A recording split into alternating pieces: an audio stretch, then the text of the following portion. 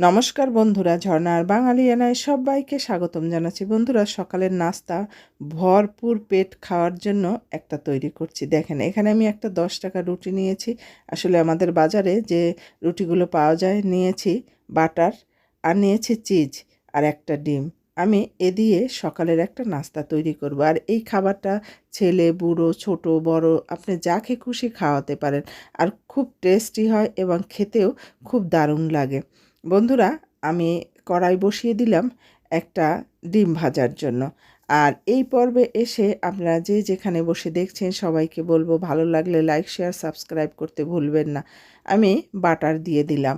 বন্ধুরা, আমি নতুন বন্ধুদের বলবো, যারা আমার পেজে আসছেন তারা অবশ্যই কমিউনিটিতে নক করবেন। আসলে কমিউনিটিতে নক না করলে খুঁজে পাওয়া যায় না। বন্ধুরা, আপনাদের রিকোয়েস্ট করছি, আপনারা কোথায় কখন আসছেন। আমি দেখি আমার সাবস্ক্রাইব বেড়ে যায়, কিন্তু আমি খুঁজে পাই না। সেই জন্য বলবো, আপনারা অবশ্যই কমিউনিটিতে নক করবেন। কমিউনিটিতে নক করলে আপনাদের কিন্তু খুঁজে পাওয়া যাবে।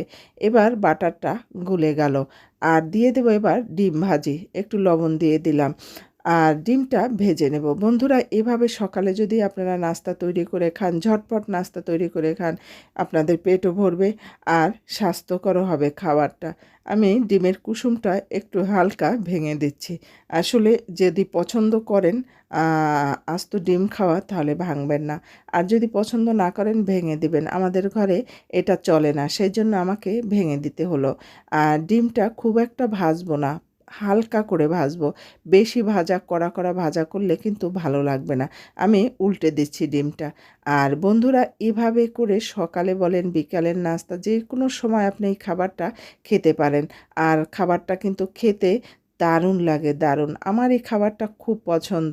আমি একটানা এই খাবারটা 8 মাস খেয়েছি বলতে পারেন। কখন আমার যখন প্রেগনেন্সি ছিল, তখন আমি সকালে প্রতিদিন এই খাবারটা খেতাম। আমার খুব পছন্দ ছিল এই খাবারটা।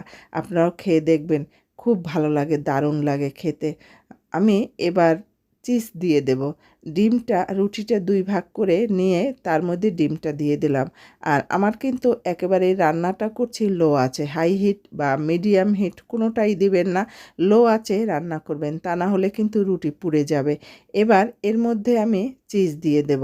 আর বলবো বন্ধুরা, ভালো লাগলে অবশ্যই কমেন্ট দিবেন, লাইক শেয়ার সাবস্ক্রাইব করতে ভুলবেন না। আর সাবস্ক্রাইব করে বেল বাটনটা অন করে দেবেন। বন্ধুরা, এবার ঢাকনাটা দিয়ে দিলাম। ঢাকনাটা দিয়ে আমি এপিট ওপিট করে ভেজে নেব। একেবারে লো আছে সুন্দর করে দেখবেন, এপিট ওপিট করে ভাজা দিলে ভিতরে যে চিজটা দিয়ে দিলাম সেটা সুন্দরভাবে নরম হয়ে যাবে আর খেতেও দারুণ লাগবে। আর চিজ দিয়ে খাবার খেতে কিন্তু একটা আলাদাই স্বাদ, আলাদাই মজা। এভাবে লো আছে আস্তে আস্তে করে হাই হিট দিলে কিন্তু পুড়ে যেতে চায়, ভিতরটা আর হবে না।